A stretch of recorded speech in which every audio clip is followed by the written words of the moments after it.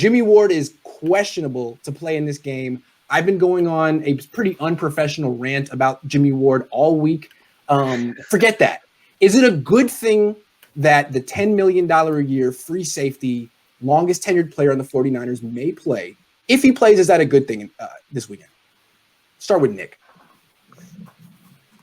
There aren't many things Jimmie Ward does well, like forcing turnovers, but he's a sound safety. He does a good job of keeping everything in front of him, and that's something that's important when you're going up against Tyler Lockett, you're going up against DK Metcalf. So considering the 49ers injuries and what they're dealing with, it's a good thing that Jimmie Ward may be able to play this game. Last year against Seattle, there were not a ton of explosive plays given up with Jimmie Ward, and we'll get into Jaquiski Tartt in a little bit. They're sound. They don't force the turnovers like we see in a small sample size of Marcel Harris or Tarvarius Moore, but it makes me feel comfortable. You know what you're getting. I think that's really what it boils down to for me is you know what you're getting out of Jimmie Ward, whereas Tarvarius Moore and Marcel Harris have smaller sample sizes. So I'm comfortable with that. When I think about situations like this, I like to think about what does Pete Carroll want to see? You know, would he rather see Jimmie Ward in the game or not? And I think he'd prefer him to be out just because of that experience. But to play devil's advocate a little bit, Grant isn't asking, is it better for the 49ers in this game?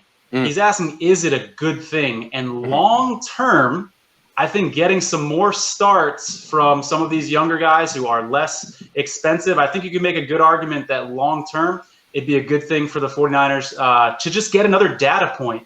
You know, when you look at a guy like Tarvarius Moore, I think a lot of us are impressed with him, rightfully so. Are we sure he's not another Adrian Colbert? Are we positive? I mean, how many starts did it take for Colbert to look bad? He looked really good at first, didn't he? I think we all loved him. 7th-round pick. Oh, my God, love him. So it's another data point, the more experience and the more snaps that these guys can get.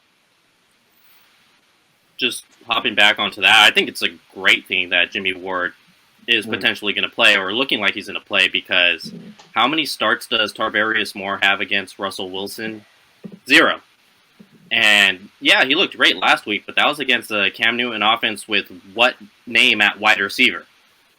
So going against this Seattle Seahawks team, yeah, it's a great thing. You pay Jimmie Ward, and guess what? You're not getting out of his contract this year or next year. It's just way too much dead cap for the 49ers to afford that. So it's a good thing that Jimmie Ward's going to play.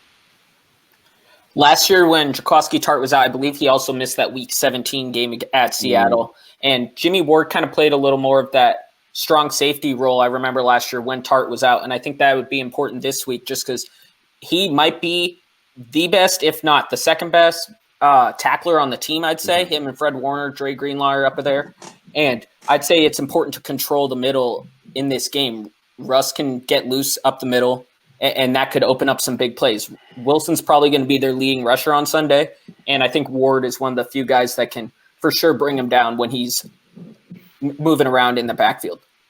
You guys have all given good answers. I've been really hard on Jimmie Ward this week, and I do think that they'd be better off without him. I don't think he's worth the money he makes, but that's a different story. I mean, are they better with Jimmie Ward? Yeah, I think they are. And I think what Jimmie Ward does, what makes him valuable, I mean, he's not a playmaker. He's not going to get you the ball. He's not a big hitter. He's not a tone setter. He's none of those things, but his versatility is valuable.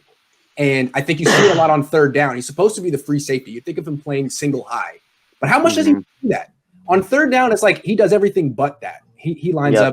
He'll play split safety. He'll play in the box. He'll blitz. He'll play nickel. And I think his ability to do all of those things gives Kyle and Robert Saleh so many options, like the way they do with Fred Warner. If you put Fred Warner in coverage over a wide receiver, it's hard for the offense to know what that coverage is. It could be zone. It could be man. I mean, the Niners like that matchup. Same thing with Ward. Is it zone? Is it man?